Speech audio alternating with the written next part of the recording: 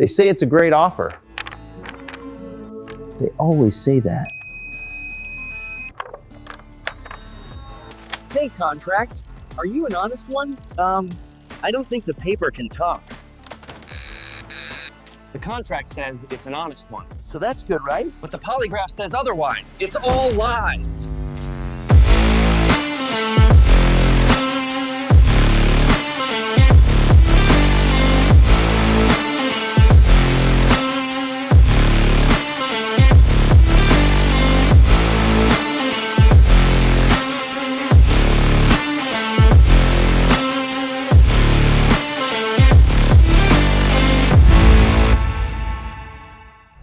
Good morning, good morning. Man, it's been a while since I've done a truck video. And it's been a while since I've done a couple videos with Kurt on Inside the EIP for the Brokerage channel.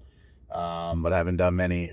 Something that just crossed my mind that I really wanted to get out there is, you know, there's a lot of people that have come to me recently, I'd say over the past really 2 years, obviously with a lot of these bigger FMOs that are eating up a lot of the smaller shops, and just acquiring a ton of people. A lot of people have come to me and asked for advice, and I've helped a lot of people, you know, go to market and do some of the things that they're doing today. So wanted to put a video out there on my thoughts on, you know, going directly to somebody versus working with a banker.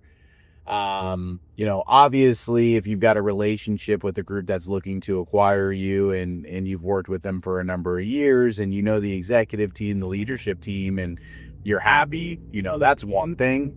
However, just hearing that, you know, this group is acquiring people and it's easy is a complete total another thing, right? So I want to give you, I'm not going to give you specifics here, but, you know, I'm just going to run a couple scenarios by you just so everybody kind of thinks about this in the right way. And feel free to reach out to me if you're looking to sell.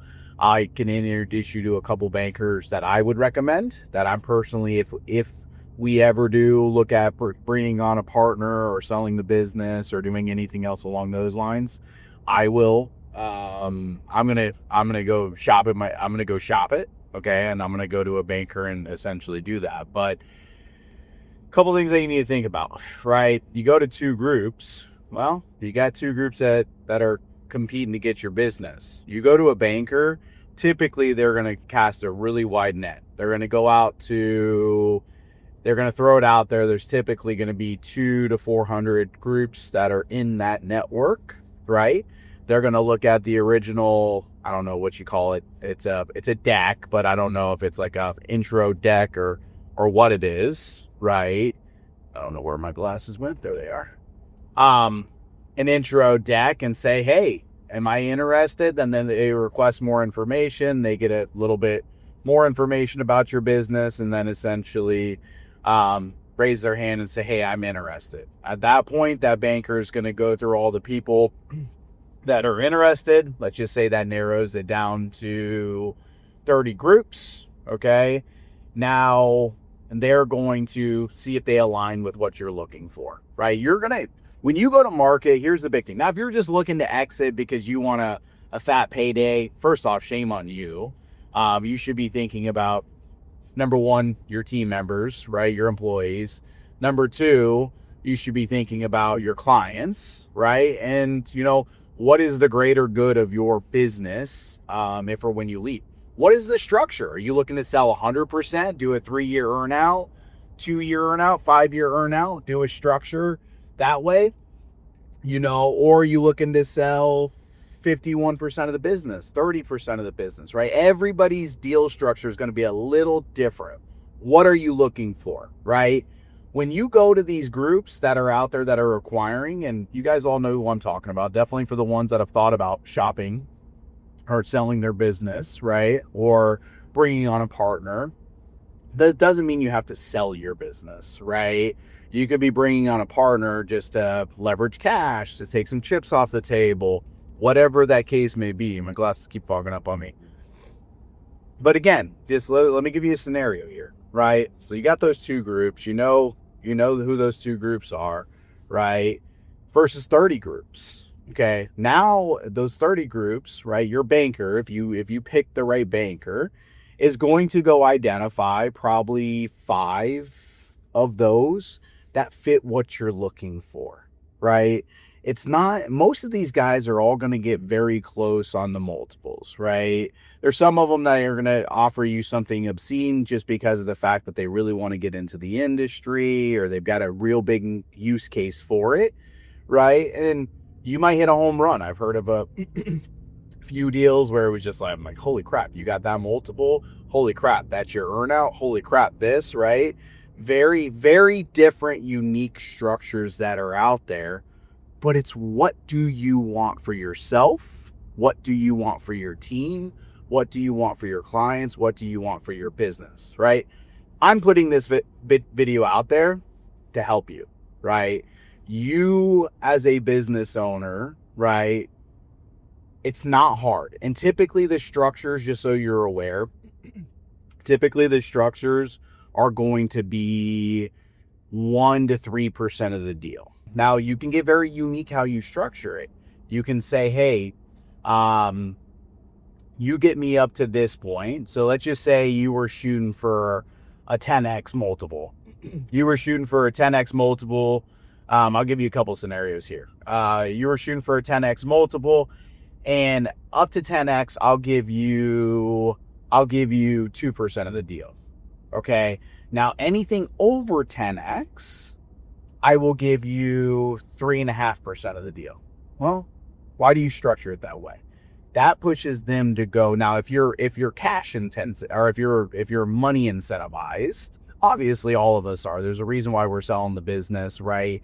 In the event that you're selling the business, like, obviously you're thinking of money, right? But you need to be thinking of other metrics as well. But let's just use the scenario of money.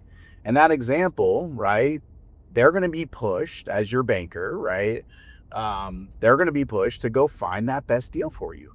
Okay. And they're going to be incentivized to find that best deal. Now it's going to be up to you to push on them on all the other things you want, right? So let's just say you narrow it down to those 5 groups now. Hey, everybody kind of looks and feels like what you're looking for.